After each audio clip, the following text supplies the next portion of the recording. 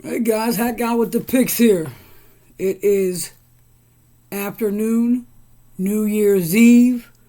I know you've been waiting for this post. I just needed to make sure I had everything in line before I gave it. I'm sitting here watching this Central Michigan Western or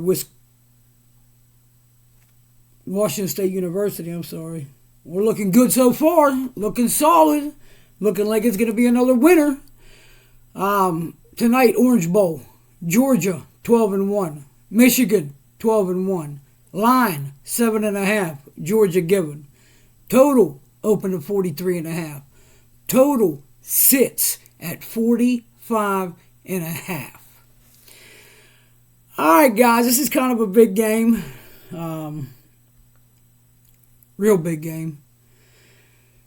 Michigan is coming off two absolute dominant performances, beating Ohio State for the first time in 7 years, and then beating Iowa to win the Big Ten championship.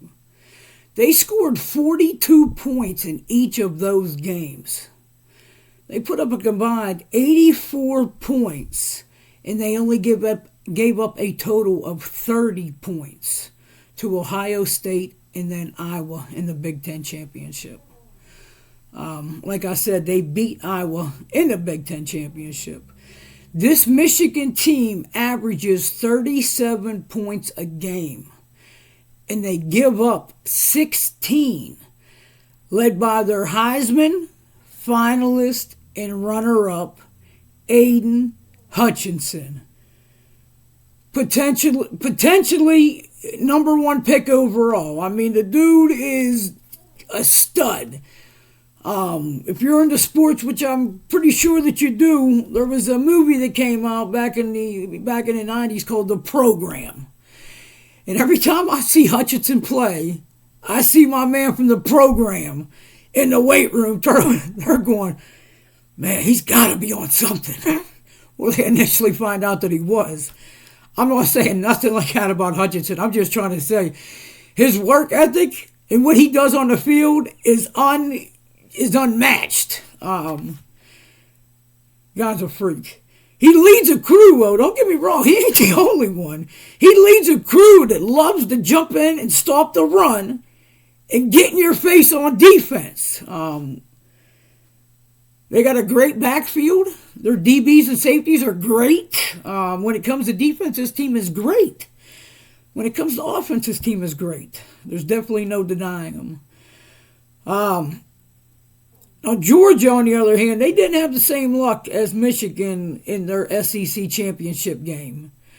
They lost to Alabama 41-24, where Georgia was leading after the first quarter 3-0. And then all hell broke loose. And then Alabama went in complete God mode, dominating them for the next 3 straight quarters. Bryce Young, your Heisman winner, he threw for 421 yards and 3 touchdowns on Georgia. Georgia on the year, they average 39 points a game, and they give up 9.5, 10 points a game. Before the Alabama game, I can't speak about nobody else, but I didn't think Georgia had a weakness. I didn't think there was a chance in hell that Georgia can be exploited. Man, was I wrong, huh? Man, was I wrong. Michigan is 12th ranked in scoring offense with 37 points a game. And Georgia leads the nation in scoring defense at 9.5 points a game. And they only give up a total of 254 yards a game. That's crazy. That's crazy. Even after the Alabama game, that's still all they give up. Bennett, Georgia quarterback, he's second in the nation in yards per completion. The reason I keep on looking over here like this because I'm looking at that other game that we're rolling on. So Georgia uses run to pass and pass to run. They don't get stuck on one way or the other. It's like they don't use the run to set up the play action. No, they do both. They're ambidextrous. That's what they are. They can use the right, they can use the left, they can use the pass, they can use the run. The under is 4-1-1 following a loss from Georgia. The Bulldogs gave up. These numbers are just mind-boggling. I mean, just absolutely unheard of. I mean, this next one.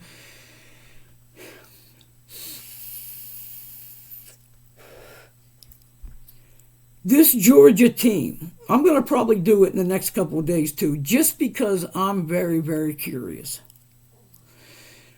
This Georgia's defense has to be in 2021, has to be one of the best and greatest defenses college football has ever had.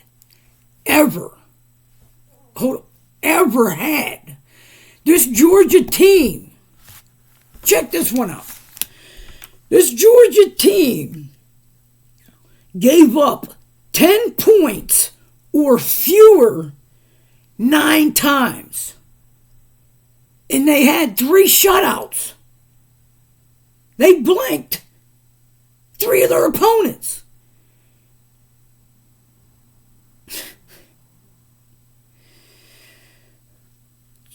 It's crazy. You know, that last loss to Alabama, you know, it is what it was. I have to realize, and I have to remember, and you have to realize, and you have to remember that McNamara is not, he's not Bryce Young, okay? So if you're coming into this game and in the back of your head you're thinking that McNamara could possibly do the same thing to this Georgia defense that Bryce Young did, you're out your mind. You're completely out your mind. Which means this is a totally different game than what Georgia played against Alabama. Keep that in mind. And I'm not saying McNamara's not good. He's solid. He is. He's good. I mean, he leads a team that averages 37 points a game. I'm not taking anything away from him. Michigan lives and dies by the run. They try to establish the run early, often, and all the time. That's what Michigan does. They run.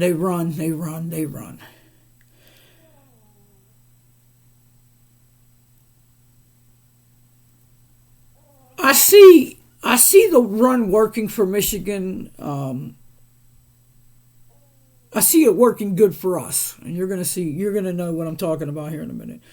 I see the run working good for us. Georgia runs a couple running backs. They stay fresh all game long. All game long. And like I said, they use multiple running backs. They also try to establish the run. And they're also a run team. But Bennett gets his also. I don't see either of these teams getting tired on one side of the ball. I don't. And I'm not talking about the offensive side of the ball. I'm talking about the defensive side of the ball. And to be honest with you, I see these two defenses getting better as the ball game goes on, really hitting their stride in the second half. You know what I really see in this game? I really see somewhere between 60 to 70 runs in this game. That's what I see. I expect both defenses to look the same as they have all year, or even a lot better. A lot better. Guys, this is going to be a defensive game. I know there's a whole bunch of accolades for the offense. And you know what? When you have great, top of the line, best defenses in the country, it's obvious you're going to score a lot of points. You're going to create a lot of turnovers. Teams are going to go for it in positions where they typically don't, because they have to take the risk and gamble to get an upper hand on you. And typically with a good defense, that does not turn out good. So when you have two teams with the same defensive mind, all those extra points that Georgia got during the year and Michigan got during the year, cut it out. Cut it out. It won't be in this game. It won't be in this game. Points will come at a premium in this game. The clock will tick, tick, tick in this game. The winner of this game, and I have no idea who's going to win this game because I ain't want to dig that far. It took me enough to come up with this pick. The team that wins this game is the team that controls and dominates the possession and time of possession of the game. That's who wins this game. So we'll probably figure that somewhere out towards the mid to the end of the fourth quarter. But what I did figure out is everything pointing one way. The absolute edge that I see, and I have no idea how it even went up a couple points. It probably went up a couple points, tried to blind us, and almost like, you know what I mean? Like the public's putting money on the over, so it's got to go over. Bullshit. Bullshit. Bullshit. The pick tonight is obviously take under 45.5 points. Guys, we're on absolute fire. That push did nothing to us last night except to turn the money over. Hopefully you guys got in on my early play that I released on here too. Because this is another 2-0 day. Guys, under in the Georgia-Michigan game. Thank you guys for all the love, support, comments, just everything you do. Just please continue to do it, and I will continue to bring you high percentage content with high percentage winners. Guys, you have an awesome, great, blessed, and most definitely safe. Get back to your loved ones tonight in one piece. Have outs to wherever you're going. Please don't drink and drive. Please don't drink and drive. There's plenty of people out there that'll get you to where you need to be without putting yourself in harm's way. You guys have a very safe and blessed new year. And we're going to ring it in on a great note tonight, guys. Until I see you on the flip side of 2022, you already know what I'm going to do. I'm going to get back to getting this cash.